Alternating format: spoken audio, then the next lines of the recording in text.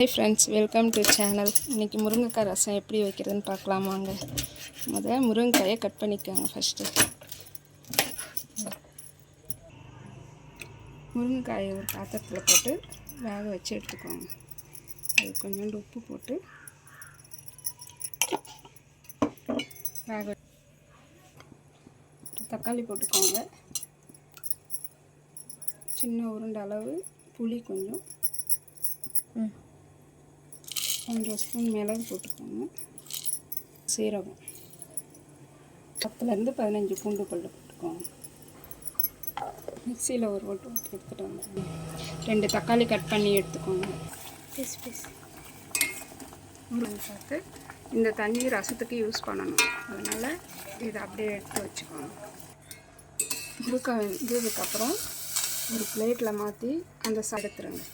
அந்த தண்ணி அது வரைக்கும் அப்படியே இருக்கும்.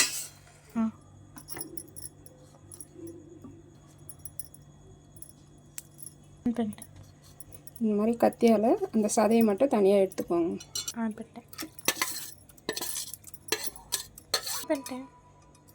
ரசத்துக்கு தேவையான அளவு தண்ணி ஊற்றிக்கோங்க.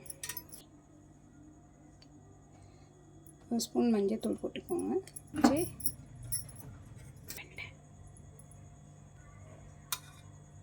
தேவையான அளவு எண்ணெய் ஊற்றிக்கோங்க.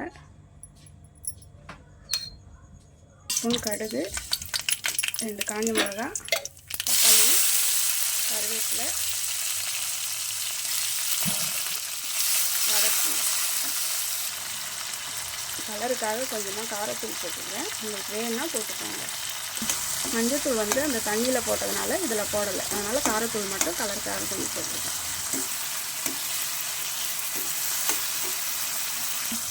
மிக்சியில் அரைச்ச அந்த மிளகு, சீரகம் அந்த எல்லாத்தையும் போட்டு அதை ஒரு வதக்கணும். வதங்கினதுக்கப்புறம் நம்ம எடுத்து வச்சோம்ல முருங்கைக்காய் தண்ணி அதோட சேர்த்து ஊற்றிக்கலாம். உங்களுக்கு தேவைன்னா தண்ணி ஊற்றிக்கோங்க. எனக்கு இந்த தண்ணி போதும், அதனால் அப்படியே விட்டுட்டேன். உப்பு தேவையான அளவு போட்டுக்கோங்க. பெருங்காயத்தூள் போட்டுக்கோங்க.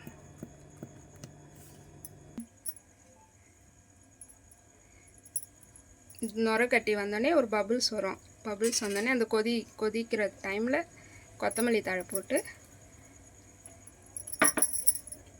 கொஞ்சமாக தண்ணி ஊற்றிக்கோங்க. அதுக்கப்புறம் அடுப்பை ஆஃப் பண்ணிக்க வேண்டியதான்.